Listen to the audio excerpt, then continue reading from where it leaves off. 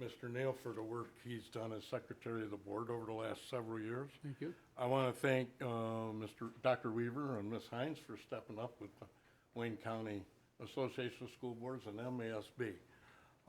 And finally, it was early 1900s, or 1990 rather, that we lost our local control. And it was the most frustrating time of my life as a parent and as a community member when we didn't have the kind of control here that we thought we had, when funding was taken away from us locally and put at the state level. Secondly, when the Department of Education was formed in Washington, and all of a sudden the feds got in the way of what we do. Now we're forced to face all of these things, whether our legal representation is telling us we could be giving up some of our freedoms, or whether it's just ourselves giving up some of our freedoms.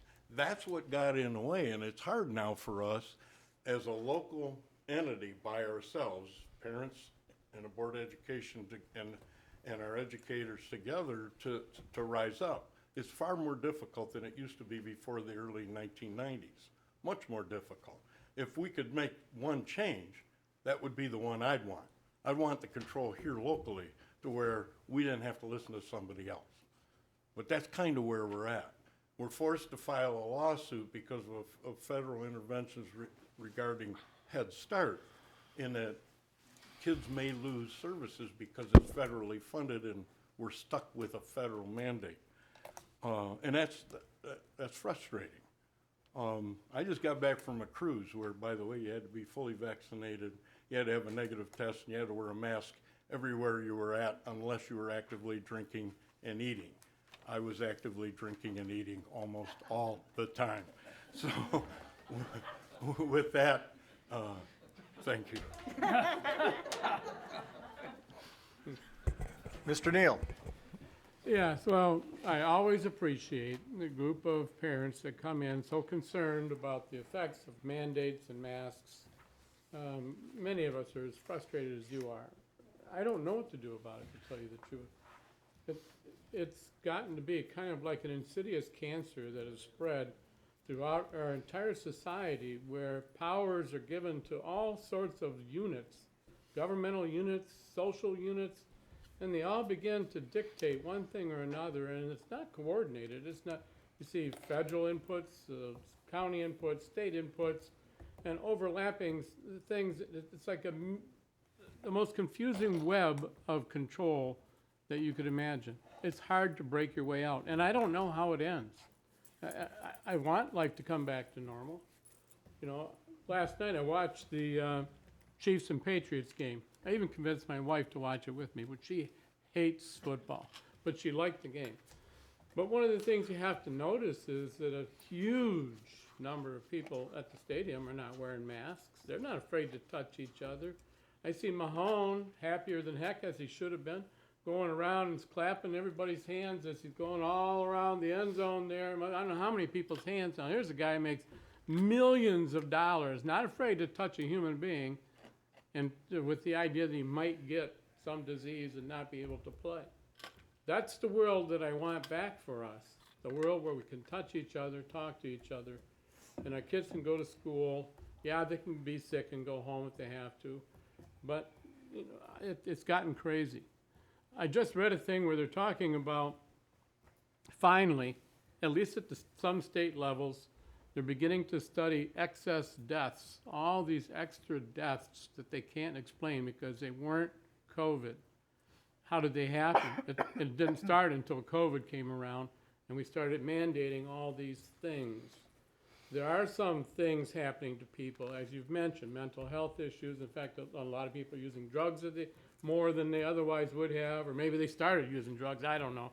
But my point is, there's a lot of people dying because of the rules that we've engaged for our people to protect them. There are people dying as a result of that. And hopefully one day, pretty soon, they'll start to share that information with us so we can find a way to a more appropriate response. The one parent that just left talked about coronavirus is a cold. there were about 7 or 8 viruses already identified that caused the common cold prior to this particular version. Now, I had corona, and for me, it was just like having a cold. But obviously, a lot of people, that's not true. A lot of people are very devastated by this particular strain, this particular virus, this coronavirus. And so I'm like many of you. I don't have a problem with people wearing masks and taking precautions. They're concerned about their health. They should. Just not mandated for those of us who wish not to.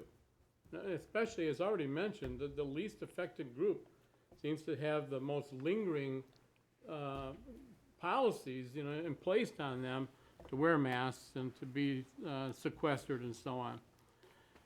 I can tell you that our superintendent feels much the same, and that, in fact, most of the board, I'm sure, feels we want to just go back to normal. Nobody likes this stuff, but we have to find a way out. I'm not really sure what that way is, but I hope that it comes soon.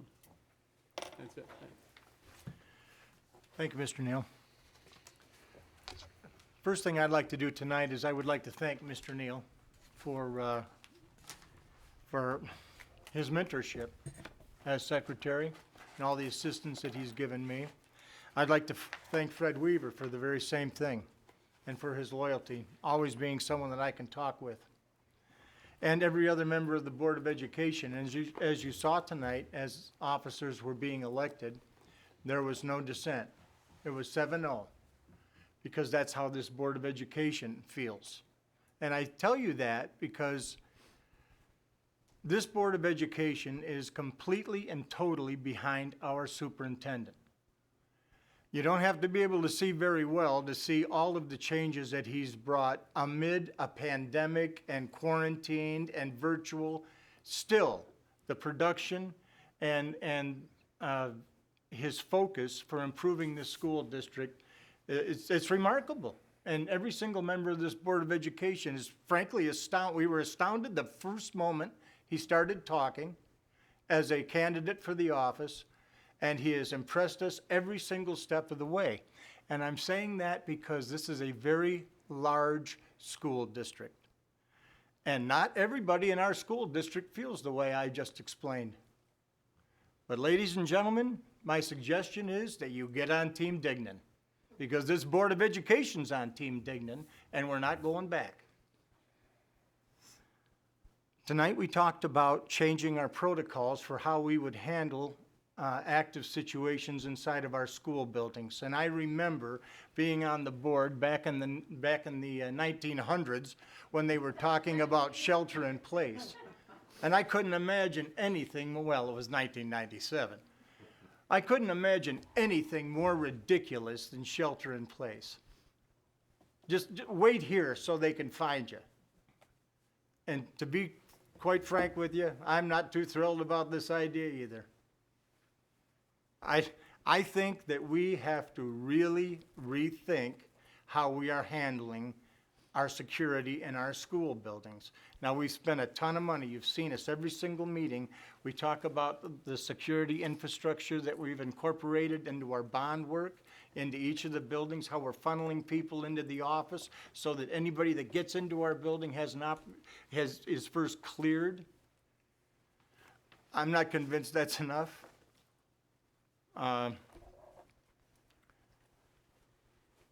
I don't know what the answer is, but I know that the answer isn't to stop looking for answers at this point, because we're not where we need to be with that.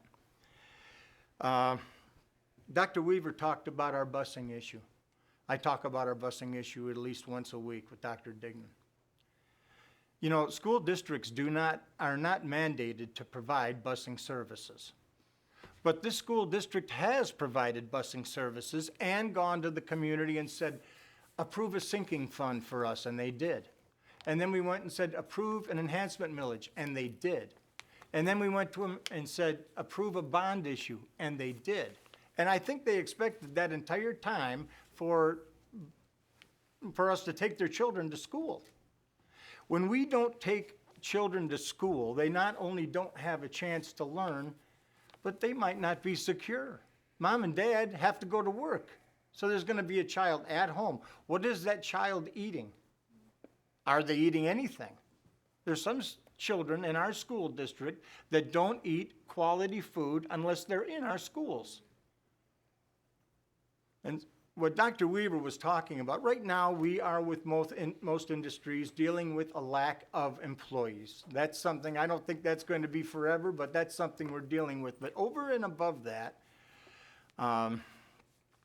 it's like Dr. Weaver said, there's people just calling off. We're going to have to find a solution to this that has kids coming to school. Whatever that takes, we're going to have to do it. We owe it to them. We owe it to the parents who have approved all this money and then have their kids sitting at home in front of the TV because we don't have a bus driver. I'd like to say thank you to Vic Barra. Vic Barra, who always seems to have an open checkbook whenever it involves kids. Thank you, Vic. We appreciate you being there for us always. And of course, I want to join everyone in the room to say happy birthday to Mr. Tarper.